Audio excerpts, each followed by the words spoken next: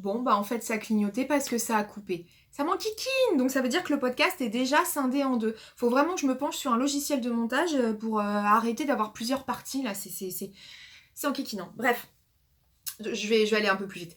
Donc j'adore cette blouse, j'adore la porter et voilà. Est-ce qu'il y en aura d'autres? Oui, oui, oui, oui. Oui, c'est sûr qu'il y en aura d'autres parce que c'est très agréable à coudre, c'est super agréable à porter et une petite blouse, clairement, c'est le genre de vêtement que vous êtes sûr d'avoir besoin pour aller au travail, pour être plus décontracté, qu'importe. Ça se marie un peu avec tout et tous les événements, on va dire. Ensuite, eh ben écoutez, j'ai eu la folie de paye ton short. Clairement, ce mois-ci, enfin les mois derniers, ça a été paye ton short. Je n'avais envie que de mettre des collants en moumoute et des shorts. Donc je me suis tournée vers la valeur sûre qui est le châtaigne de Direndo, qu'on ne présente plus, hein. C'est-à-dire que vous avez deux versions dans ce short. Un short qui est un peu plus court, on va dire, il est taille bas, pas taille basse, non, il a quand même un peu taille haute, enfin moi en tout cas il est un peu taille haute, je pense que c'est ça, hein. Bref. Un peu taille haute, jambes courtes, oh je perds mes mots aujourd'hui. Et lui qui est vraiment plus taille haute et festonné, avec des festons sur la cuisse. Donc voilà. Là derrière vous avez les déclinaisons, donc devant dos version A je crois, devant dos version B. Il est niveau 3 sur 5. C'est pas un short qui est compliqué à réaliser. Le seul petit point, on va dire peut-être compliqué, c'est la pointe là. Mais encore, hein, c'est pas compliqué, il faut juste de la minutie, c'est tout. Si vous êtes minutieuse, ça passe sans problème. Donc, eh ben écoutez, j'en avais déjà plusieurs, hein, des shorts châtaignes, je crois que j'en avais déjà 2 ou 3 réalisés, que je porte assez souvent, parce que ça c'est vraiment mon kiff durant l'hiver. Et bah, je me suis dit, allez hop, c'est parti. Et puis alors là, j'en ai fait 1, 2, 3, 4. J'en ai fait 4 supplémentaires. Donc, je vais commencer par celui que je porte, qui est en fait fait en velours côtelé. Alors oui, en fait, il me manquait un petit peu de... Attendez, je vais vous baisser. Voilà. Il me manquait un petit peu de tissu là, donc du coup, j'ai dû couper ici. Mais bon. Par contre, alors, en fait, Amy Lalaine, sur son podcast, quand elle a cousu le ginger, elle disait de bien faire attention au sens du velours. Et effectivement, parce que là, ça ne se voit pas, mais je me suis plantée. C'est-à-dire qu'il y a un côté qui n'est pas dans le bon sens par rapport à l'autre. Bon, écoutez, on fait avec, hein. Donc voilà, ça c'est le premier que j'ai réalisé. Donc vous voyez, hop, avec des fausses poches derrière. Tac, voilà. Des poches sur le côté, donc qui sont doublées. Là, je les ai doublées avec un petit coton. À l'intérieur, donc j'ai doublé aussi avec le coton. Donc la ceinture devant, ceinture dos. Puis bon, bah, une fermeture en ce qui me concerne visible. Je crois qu'il dit fermeture invisible, mais j'avoue que je préfère les visibles pour ce modèle. Donc, ce que je vais vous raconter, après, j'ai eu un problème avec une invisible, donc bref. Enfin, je sais pas, l'invisible et moi, on s'aime pas. Donc voilà pour ce premier short que j'ai donc adoré coudre. Ensuite, je me suis dit, donc je vais pas tous les passer, hein, je veux dire, il n'y a aucun intérêt, c'est toujours la même chose, hein. Le deuxième que j'ai réalisé, alors lui j'ai joué au Tetris mais comme jamais, et il a vraiment une valeur sentimentale, une valeur particulière chère à mon cœur celui-là. C'est un lainage rose poudré. C'est pour ça que d'ailleurs il est un petit peu plus court que les autres. C'est un lainage rose poudré qui en fait que j'ai hérité de ma grand-mère. Que j'ai récupéré de son stock de tissus. Donc autant vous dire, quand je vous dis que j'ai joué au Tetris, j'ai jamais autant fait gaffe lors de la coupe d'un tissu parce qu'il fallait que tout rentre. Et surtout les revers. C'était surtout les revers en fait que j'arrivais pas à placer. Donc bon, j'ai réussi tant bien que mal et j'en suis vraiment heureuse. Donc pareil, toujours les fausses poches derrière. Toujours une fermeture visible parce que je préfère, c'est tout, je préfère. J'ai doublé à l'intérieur avec une cotonnade au rose pois blanc. J'ai fait la même chose sur sur les derrières des poches. Tiens, d'ailleurs, j'ai pas mis le point. Ah non, je crois que j'avais mis un point, mais non, j'ai pas mis le point. Bon, bref. Devant, pareil, thermocollé, derrière, même concept. Donc voilà. Et heureusement que j'ai pas tout doublé dans le même tissu, parce que clairement, j'avais pas la place. Donc voilà. Et là, ce short-là, en fait, je le porte avec ma chemise Elsa de la maison Victor que je vous ai montré dans un précédent podcast. Et ça va super bien ensemble. Franchement, voilà. Donc ce short... Et puis, la qualité, elle est belle, quoi. C'est un beau lainage. Il est magnifique. Donc j'y tiens beaucoup, beaucoup, beaucoup à ce short. Et c'est vrai que quand j'ai récupéré ce coupon de ma mamie, je savais pas quoi en faire parce qu'il était tellement petit, il n'y avait même pas 1 mètre. Puis en plus, il était un peu découpé, on voyait que c'était une chute. Donc je savais pas comment l'utiliser. Mais pour moi, ça c'est un Graal. C'est-à-dire, vous voyez, quand je récupère des coupons de ma mamie et que je réussis à en faire quelque chose, bah là pour moi c'est pas une fierté, hein, c'est juste que je lui parle à ma mamie, je lui dis, ah bah tu vois mamie, merci, grâce à toi j'ai pu me faire un short. Enfin bon bref. Je vais pas m'étaler trop, mais voilà, ce short, cette couture, tout ça, c'est grâce à ma mamie, donc forcément, ça me touche énormément. Ensuite, j'en ai fait donc encore 2 autres. Forcément, un basique, bah oui, du noir. Hein. Le noir, c'est quand même basique. Oups, le contraste se met. Un short noir. Ah, il y a un truc là. Ah oui, non, c'est la truc, c'est la doublure, faut que je le couse correctement ici. Faut que je fasse un point. Bref, donc voilà. Toujours donc fermeture éclair. Alors, celle-là, elle est un peu, voilà. Un peu plus... Enfin, elle est vraiment un peu plus visible. Mais alors, toujours voilà, coton, tac, petit coton devant, coton derrière, coton sur les poches. Hop, les poches devant. Ce tissu vient de chez Maison d'Ursule et en fait je sais pas comment vous le décrire mais vous voyez il est un peu enfin je sais pas, il y a comme des petites boules en relief dessus. C'est pas un jacquard, je sais pas ce que c'est. Et quand j'ai demandé à la vendeuse, elle a pas su trop me dire non plus. Donc, en tout cas, il restait 1,20 m du rouleau. Quand j'y suis allée, parce que je le voulais vite, mon tissu, donc ça m'a pris un samedi, j'ai dit allez-y c'est bon, je vais à la maison d'Ursule, là où au tissu d'Ursule c'est pas loin de chez moi. Si je trouve c'est top, sinon je ferai une commande sur internet. Mais j'avais vraiment envie, un peu comme une envie de pisser, on va dire. J'avais envie d'un short noir, donc il fallait que j'ai mon short noir peu de temps après. Et bien sûr, malgré mes montagnes de tissu, je me rends compte que le noir c'est vraiment pas ce qui domine. Hein. Ou alors si, mais ça va être du jersey, des trucs comme ça, donc ça va pas pour mon projet quoi. Donc j'ai acheté ce petit truc là.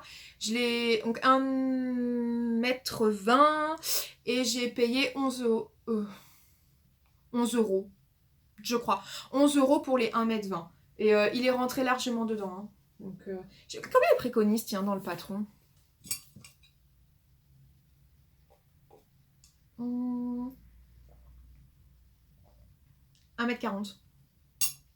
Il préconise 1,40 m. Bon, bah écoutez, pour moi, j'avais 1,20 m et il m'en restait même. Donc c'est passé. Et j'ai fait une taille 42. Voilà. Taille 42. Donc voilà pour mon t-shirt noir. Donc toujours de Gerando. Écoutez, j'ai une petite astuce. Enfin, c'est même pas moi qui l'a trouvé. Hein. C'est mon chéri qui me l'a gentiment soumis, cette idée. Et en fait, il a trop raison. C'est-à-dire que normalement, les revers... Vous verrez pas sur celui-là. Voilà. Normalement, les revers, ici, il faut les coudre au point invisible. Vous voyez, à la main. Pour que vraiment ça tienne et tout ça. Franchement, c'est le genre de truc que je déteste. Ça me saoule. J'aime bien la couture à la main, mais ça, clairement, ça me saoule. En plus, je trouve que c'est pas pratique. Donc voilà. Et en fait, mon mec m'a dit, mais pourquoi tu mets pas du thermocollant? Enfin, du thermocollant double face. Il me dit, tu le mets et en fait, ça marchera. Mais carrément. Mais tu as une trop bonne idée, chérie. Et du coup, j'ai fait ça pour tous les autres, à part le rose. En gros, voilà, donc c'est... bon, je vous montre à l'endroit. Mais en gros, c'est thermocollé, donc en fait, ça ne bouge pas. J'ai du thermocollant, là, double face. Et ça fait très bien la blague. C'est-à-dire que on évite la couture et ça tient bien. Après, je les ai lavés aussi, hein. Heureusement pour moi. Je les ai lavés, ça bouge pas. Donc, tant mieux, hein, ça n'a pas bougé. Au pire, je remets un coup de fer, hein, voilà. Et le dernier que j'ai réalisé en date, c'est en fait dans les chutes de ma salopette que je vais vous montrer après. Et ben c'est celui-là. Alors la couleur, non, la couleur que vous voyez, c'est pas ça. Il est plus foncé. Oui, c'est ça. Voilà, il est comme ça. Je vous jure, on dirait une toile de tente, le bordel. Bref. C'est un velours côtelé de chez Benitex qui était dans la couleur, enfin qui est toujours d'ailleurs, mais je crois qu'ils sont en rupture de stock, qui est rouille en couleur. Et j'avoue que j'ai adoré. Je l'ai adoré, je trouve la couleur super au niveau de l'automne, hiver, j'adore. Je vous ai pas dit, sur le noir là, quand je vous ai montré la... Coq à l'âne, bonjour. Au début, j'avais cousu une fermeture éclair invisible noire. Et puis alors pour le coup, elle était vraiment invisible. Ça y est, j'ai chopé la technique, je sais comment on fait, j'ai pas de problème. Je pars en vacances dans les Vosges.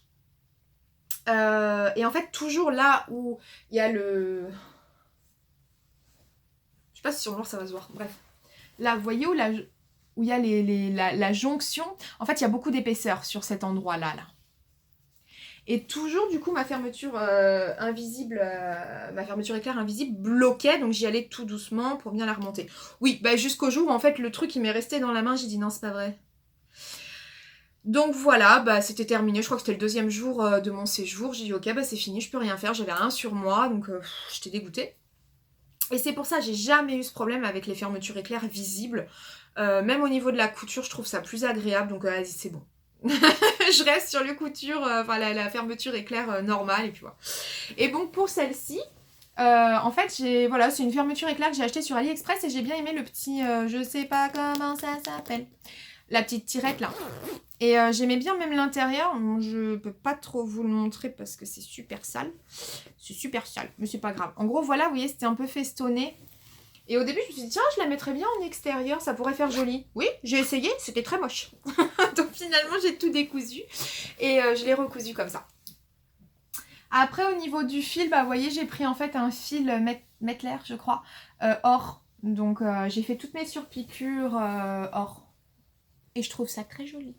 Monsieur aussi trouve ça très joli. Donc voilà pour mon dernier short châtaigne. Voilà, je commence à avoir un bon stock, hein, c'est-à-dire que... Bon, c'est ce qu'il faut en termes de short. Donc ça, c'était pour châtaigne de Direndo. Ils ont fait une extension, parce que là, le patron, comme ça, il va du 34 au 46. Mais je l'ai acheté il y a au moins 2-3 ans, celui-là, je crois.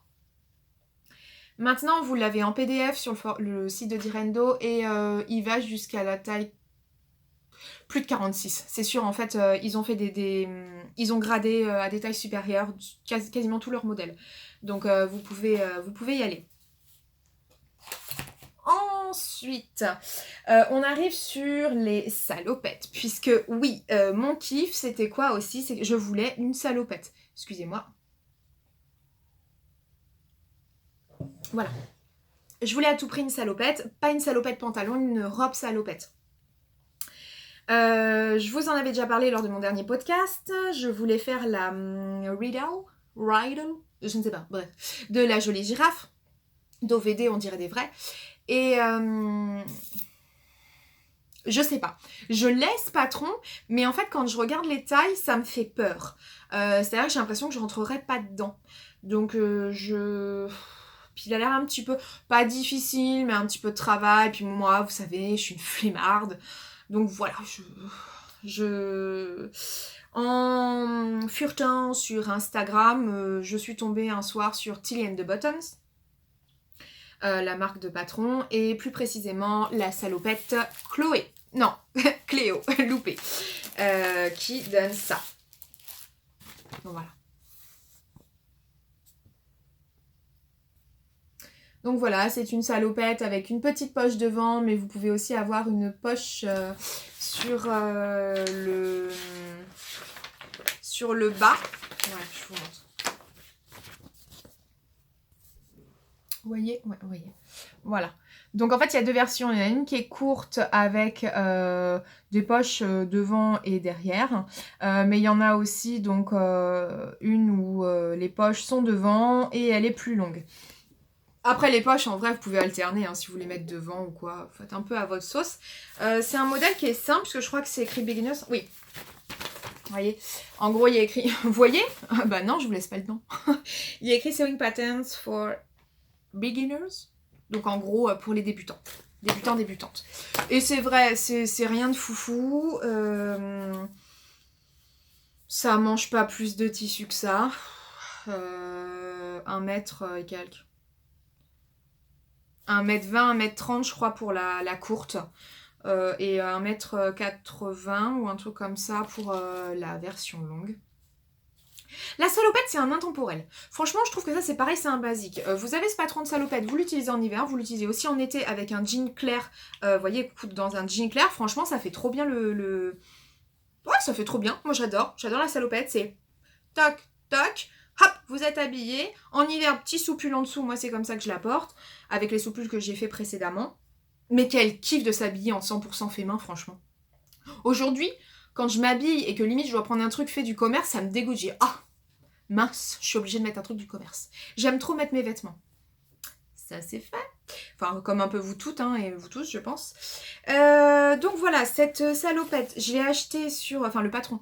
Je l'ai achetée sur le site de Tilly and the Buttons. Je l'ai payé...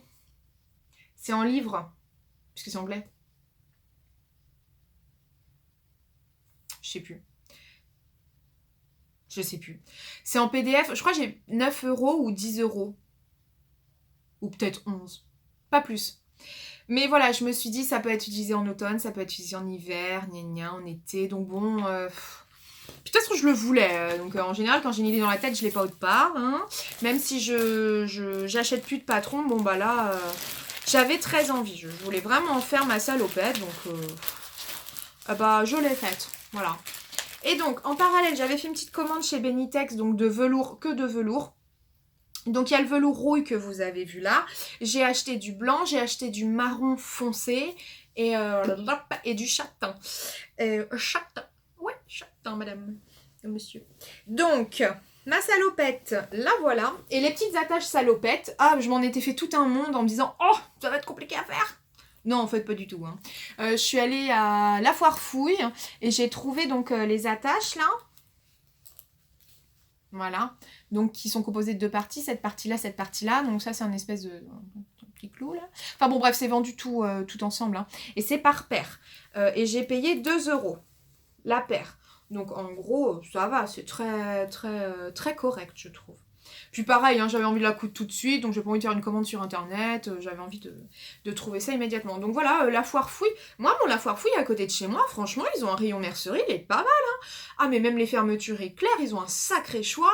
Au niveau des petits ustensiles, pas ustensiles couture, mais des craies, des dés, des aiguilles, des trucs, bah franchement, c'est pas mal. Donc ça, c'est parfait. Je voulais mes petites attaches là. Et donc voilà la dite salopette. Donc c'est même principe, velours rouille avec les surpiqûres or. Et voilà comment se présente en fait la salopette. Là c'est 2 pans devant, hein. C'est pas un au pli, c'est vraiment 2 pans. Un coupé en miroir quoi. Et après vous faites donc votre surpiqûre. Voilà. Derrière, donc vous avez la penche, moi j'appelle ça une poche kangourou, ce qui n'est pas du tout ça, parce que le kangourou c'est le ventre, mais on s'en fout, on va dire que ça passe. Avec votre petite poche devant. Ah j'ai un crayon de maquillage dedans. Bon, bah ça c'est ok, vous voyez, ça sert. Hein. Donc pour le devant. Pour le dos, eh ben, c'est exactement le même principe. Attendez. Voilà. Avec les bretelles. Le patron est super bien expliqué, c'est-à-dire que c'est en anglais, mais franchement, c'est illustré. Vous avez des pas à pas. Hein. Donc, vous voyez, voilà, ça vous met tous les pas à pas. Donc franchement, c'est... Mon anglais n'est pas mauvais. Donc voilà. Puis au pire, vous avez les images. Franchement, vous pouvez vraiment vous reposer sur les images. Il y a des marges de couture. Les marges de couture sont déjà incluses. Elles sont de 1,5. Ça, c'est bon à savoir quand même. Parce qu'au moment de couper, je me suis posé la question. Et vous avez tableau des mesures avant et vêtements finis. Ça, c'est super appréciable. Donc voilà. Ensuite, au niveau du derrière, c'est tout simplement... Et devant, c'est une parmenture. que j'ai pas surjeté. Donc ouais, voilà. En gros, voilà là derrière, la parmenture qui fait tout le long et devant. Voilà. Et donc c'est thermocollé. Avec d'ailleurs du thermocollant que j'ai acheté sur Drissen Stoffen. J'ai testé le blanc, j'ai testé le noir. Bah écoutez, oui, c'est génial. Vous pouvez y aller, il fonctionne très bien. Non, je n'ai pas testé les fils. On m'a demandé si j'avais acheté des fils de Drissen Stoffen. Non, j'en ai pas acheté. Donc ça, je peux pas vous dire. Les aiguilles, oui, elles sont top, j'en ai acheté. Le thermocollant, oui, c'est bon. Le reste, j'ai pas testé. Donc voilà. Pareil, cette petite salopette, donc clairement, je l'adore. Je vais pas vous la montrer portée parce qu'elle est aussi sur mon Instagram. Donc je vous laisse aller... c'est pas grave. Je vous laisse aller sur mon Instagram pour voir la photo. Donc ça, c'était ma deuxième version. Puisqu'en fait, ma première version, c'était celle-là. Donc dans un velours blanc. Avec des surpiqûres marron. Et le velours, donc, vient de Benitex. Et elle, bah, c'est juste un peu compliqué parce que je me suis foirée sur la taille. C'est-à-dire que je savais qu'il me fallait une taille 5. Allez comprendre pourquoi, quand j'ai décalqué mon patron, j'ai fait une taille 6. Et j'étais, mais alors, sûre et certaine que je faisais du taille 6. Donc j'ai fait ma taille 6. J'ai coupé mon tissu. J'ai cousu. Je me dis, mais merde, c'est trop grand. Puis pourtant, j'ai fait une taille 5. Je regarde mon patron. Enfin, mes pièces de patron, là, comme ça, vous voyez. Je prends mes pièces de patron. Moi, je fais ça sur de la bâche plastique. Hein. Ça revient moins cher. J'achète ça chez Leroy Merlin. Ça coûte que dalle. C'est des gros rouleaux. Ça tient super bien dans le temps et ça me permet de super bien décalquer, surtout parce que je suis bigleuse, voyez-vous. Donc, eh ben, je me suis rendu compte en superposant que j'avais fait du taille 6. Ah, étourderie un jour, étourderie toujours. Donc voilà, elle me va, mais elle est trop grande. Vraiment, elle est ouais, franchement, elle est super grande. Franchement, je la porte parce que je l'ai cousue et qu'il y a un fil, et que j'apprécie. J'aime le modèle, mais bon, c'est un peu dommage. Donc voilà, après, franchement, un kiff à coudre. Bah, vous voyez, en fait, je vais pas vous montrer de modèle vraiment porté sur ce podcast, je suis désolée. Parce que je tourne autour des mêmes modèles. Donc je vais pas vous passer 4 fois les shorts, c'est ni plus ni moins celui que je porte. La blouse Carmen, bah, vous l'avez vu dans le précédent podcast. Le pull, franchement, en vrai, c'est un pull. Voilà. La salopette, elle est sur mon Instagram. Bon, après, bon, vraiment, si ça vous fait plaisir, je vais vous la porter. La fille qui se parle à elle-même. Oh, si vraiment ça vous fait plaisir, je le fais. Donc, attendez, je reviens. Et donc, voilà pour la salopette. Et j'ai super mal cadré. Bon, attendez, je vais essayer de cadrer quand même un peu mieux parce que là, c'est ni fait ni à faire. Voilà. Donc, voilà la salopette. Elle est... Non, par contre... Oh non, vous verrez peut-être plus dans ce sens-là. Elle est vraiment grande. Vraiment. Ça baille trop. Ça baille vraiment, vraiment trop. Donc bon, après c'est bien parce qu'elle n'est pas transparente, hein. C'est un velours blanc mais qui n'est pas transparent. Et ça fait un peu... non, ça baille trop. C'est pas joli. Donc voilà, après pour traîner, ça passe. Pour le reste. Bon, je vous passe le modèle suivant, comme ça, c'est fait.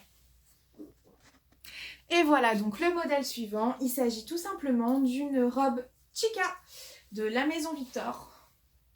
Cousu dans un molleton noir, donc Sweet Winter 280 grammes de chez Drissen Stoffen. Donc il est noir et après personnellement j'ai rajouté en fait plein de strass. Donc voilà, avec des petites poches qui sont quand même vraiment bien cachées je trouve dans la couture. Et voilà, une robe en molleton avec un petit revers sur la manche. Donc voilà. Allez, je retourne ma soif. Donc voilà cette petite robe Chica. Je l'avais déjà cousue dans un sweet rose. Et je voulais absolument avoir une robe noire parce que bah, comme je vous disais, hein, j'ai... en fait, mine de rien, j'ai pas beaucoup de vêtements noirs. Je couds pas beaucoup de vêtements noirs alors que j'adore en porter. Et voilà, après le petit détail, on va dire fantaisie, c'est que j'ai thermocollé plein de petits strass juste sur le côté gauche pour que ça casse quand même un petit peu le noir. Voilà. Donc, c'est cette encolure. Je suis désolée, ça va bouger. Voilà. Donc, je ne l'ai pas dit, mais c'est issu de ce magazine-là, qui est le La Maison Victor, édition 1 2018. De toute façon, c'est pareil, elle... laissez tomber, hein, on l'a vu, revu, toujours autant vu sur les réseaux sociaux. Quand elle est sortie, ce magazine-là, c'est là où il y avait le pull... je me rappelle toujours pas le nom. Comment il s'appelle, je sais plus. Féna, voilà. Il y avait le pull Féna dedans, donc bon... Il a été très utilisé, ce numéro. Donc, là, voilà. Hein. Elle est comme ça. Il est beau, le tissu utilisé, là, sur le mannequin, j'aime bien. Enfin, sur le mannequin, oui, sur le mannequin. Et le schéma technique. Donc voilà, c'est une robe qui est facile à coudre. Elle est de niveau 2 maisons sur 4. Bon, maintenant, il n'y a plus des maisons, hein, c'est des points ou je sais pas quoi. Bon, bref. C'est un niveau 2 sur 4. Franchement, c'est facile. Et là, c'est pareil. En fait, vous avez une parmenture à l'intérieur qui fait tout le tour pour avoir un beau col V. Et normalement, ça doit être cousu, je crois, au point invisible. Sauf que, non, c'est mort. Moi, j'avais déjà fait. Et en fait, ça se voit. On voit les points invisibles quand on le fait. Donc, merci toujours l'idée du chéri, hein, de tout simplement mettre à l'intérieur du thermocollant double face et de coudre, donc là, au niveau des épaules pour pas que ça bouge, la parmenture et le tissu principal, et après de thermocoller. Et effectivement, écoutez, c'est top comme ça parce que c'est propre et ça bouge pas, quoi. Donc, voilà la dernière couture que j'ai réalisée. Et ensuite, mon kiff du moment, c'est de faire des culottes. Oui, non, sérieusement, c'est de faire des culottes parce que c'est pareil, j'en ai marre, je vous dis, j'en ai marre de porter des vêtements commerce, dont les sous-vêtements. Donc je retourne un petit peu vers tout ce qui est lingerie. Et en l'occurrence, j'ai acheté, mais il y a déjà un moment, hein, la culotte Bonnie de Eclipse Studio parce que j'aimais beaucoup, il y avait une forme échancrée et tout ça, je suis désolée, j'ai pas pris le patron. Et en fait, je l'ai testé à plusieurs reprises et ça va pas. Je crois que ça va pas, ça me va pas. Je sais pas si c'est moi qui ai mal lu, là, qui ai lu en Z ou en travers ou quoi, mais quand même à 2 reprises, il y a un truc qui va pas.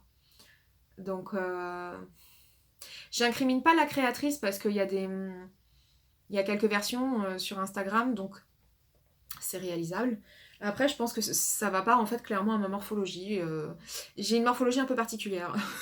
Ça fait super chelou dit comme ça. Non, mais c'est juste que voilà, j'ai pas forcément de fesses. J'ai comme un bourrelet, voilà. C'est trop glamour. Donc voilà, finalement, au bout de 2 essais, parce que oui, il y a eu des fails, hein, bien sûr. Au bout de 2 essais, j'ai laissé tomber et je suis retournée sur la culotte Bel Air de Rebecca Merin, je crois. Donc 2 modèles. Enfin non, c'est Bel Air, c'est le même modèle, mais vous l'avez en chaîne et trame et en maille. Et là, je suis partie sur du chaîne et trame. Donc voilà, là, je vous en montre 2, les autres sont à la machine. Donc voilà, j'en ai fait dans du Plumty tout simplement. Donc du Plumty qui vient de chez Benitex, Plumty bleu ciel, avec un petit élastique. Tous mes élastiques viennent de Mercerie Extra, la mercerie en ligne. Tu peux focuser autre que sur mon visage, s'il te plaît? Non, tu veux pas. Allez. Bon, bref, il veut pas. Donc voilà, ça fait une petite culotte. Voilà, je la trouve très... très estivale, on va dire, enfin pas estival hiver, mais estival été. Voilà. Donc il y a celle-ci, j'en ai fait une aussi pareil, donc en Plumty rose poudré, donc voilà, toujours avec les élastiques, toujours avec le gousset, pardon, en jersey de coton absolument à l'intérieur. Voilà, le modèle est quand même super propre, hein. Franchement, c'est bien expliqué. C'est bien expliqué. Donc je suis ravie de mes petites culottes, ma foi, qui sont très agréables à coudre et à porter. Puis franchement, c'est assez rapide. Mais j'aime bien coudre, c'est agréable. J'aimerais juste trouver du Plumty noir aussi, parce que pareil, une fois de plus, il me faut du foncé, quoi. Donc voilà, je pense que je vais m'arrêter là parce qu'en tout cumulé, on doit être à 40 minutes, 45 minutes, quelque chose comme ça. Donc c'est pas mal, voilà, je trouve que c'est déjà pas mal. Est-ce que j'ai des projets en cours actuellement? Ben non, à part mes culottes que je veux vraiment faire, je n'en ai pas. Ah si, j'ai coupé une 3e robe chica dans vous savez, le sweat gris moumouté bleu à l'intérieur que je vous ai montré lors de mon précédent podcast, ou peut-être en tout cas sur la vidéo de Stoffel. Voilà. Et voilà ce que j'ai. Et toujours mon pantalon Colette de la Maison Victor que je n'ai toujours pas coupé, que je n'ai toujours pas cousu. Voilà, voilà. Pour le moment, c'est déjà bien et je vais m'arrêter là. Ça, c'est mon chien. Oh, Eden. Bref, sur ce, je dois avoir peut-être le facteur qui est là, je suis désolée. Bon bah écoutez, je suis désolée, je vais vous laisser. Je vous dis à très très très très vite, je vous fais plein de gris... Non, pas gris. Eden. Je vous fais plein de gros bisous, je vous dis à bientôt. Salut!